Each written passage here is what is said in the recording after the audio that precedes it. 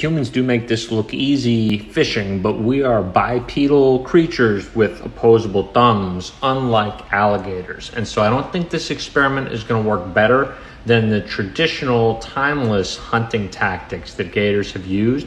But I do appreciate the drive to really see if a new strategy might work out here.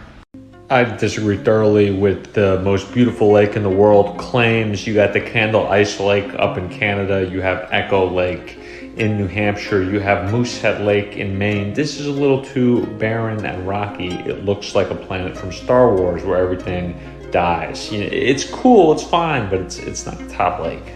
Here's why these wooden boardwalk trails exist, because usually they're above some kind of swamp, as this guy found out the hard way. Not that hard to tell that there's not ground right down there, but he sends it in anyway. So questionable, dubious decision-making out of my guy, but again, that's why you stay on the boardwalk. The hard-hitting questions. Is this heaven? Many bears in a beautiful stream, birds flying around, green leaves and trees and foliage in the background. Very peaceful, very serene, very calm. Now, I always envisioned heaven as clouds and pearly gates. But once you got on the other side, what's over there? Is it beautiful creatures, streams, zen locations? It could be. This might be heaven. This could be it right here.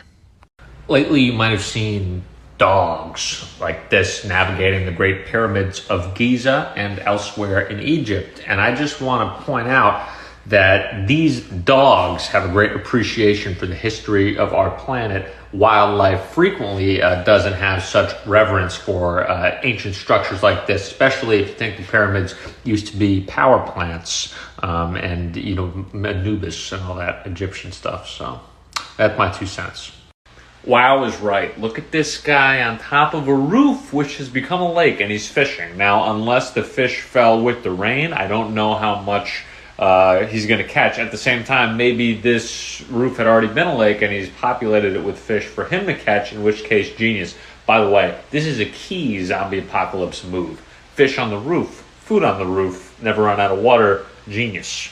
This is what it's like to be a bird, or perhaps some kind of untethered spirit cutting through the trees, the mist, and the fog. This is excellent stuff. I understand why people would wish to become birds or something similar. Need to try this out sometime. Weaving through branches, nature, very cool.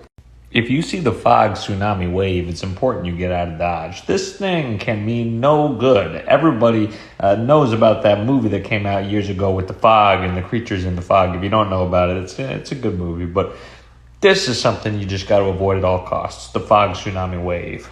If you see the fog tsunami wave, it's important you get out of Dodge. This thing can mean no good. Everybody knows about that movie that came out years ago with the fog and the creatures in the fog. If you don't know about it, it's a good movie. But this is something you just got to avoid at all costs, the fog tsunami wave.